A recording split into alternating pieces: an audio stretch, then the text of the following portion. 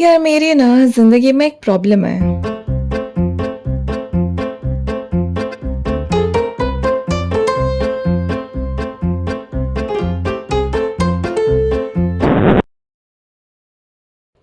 I think I give up too soon.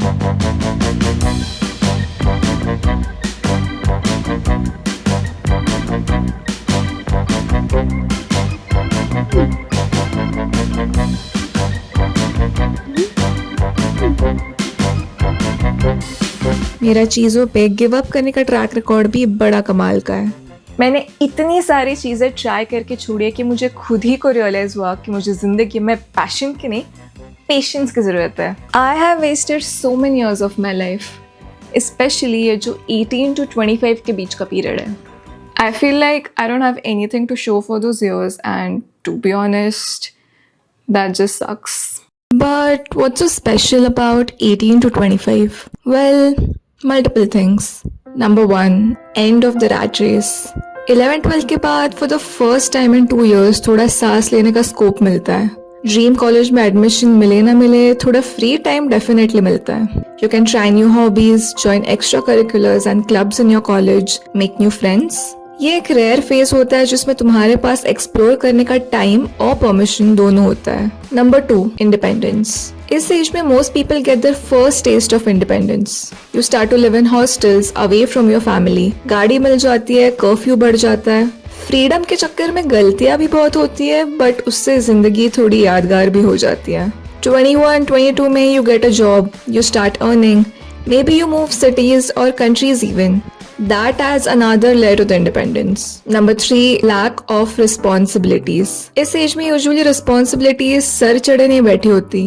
ना EMIs का tension, ना रिश्तों का प्रेशर, ना बच्चों की किटकिट। If there's a time to experiment, it's right now. Basically 18 to 25 जैसे तुम्हारी जिंदगी का ट्रायल पीरियड है। And all that is great, but the problem with trying so many things is the confusion. क्या करना है, क्या छोड़ना है, जिसमें डिग्री कर रहे हो उसी में करियर बनाना है या कुछ और करना है, मास्टर्स करना है, कहाँ से करना है, पैशन को फॉलो करना है, नहीं करना है, अगर करना है तो क्यों करना है, अगर नहीं करना तो क्यों नहीं करना। फ्यू, किसी भी चीज़ को ना करने का रीज़न भी सही होना चाहिए।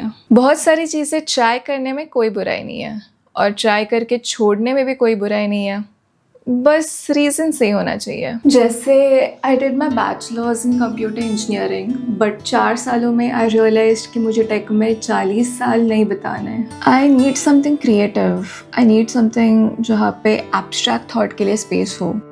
Reason number 1, incompatibility. Good reason.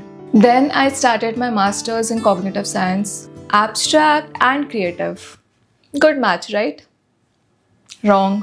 The problem with research is that sometimes you're on a wild goose chase and you don't really know whether the work that you're doing is actually meaningful or not.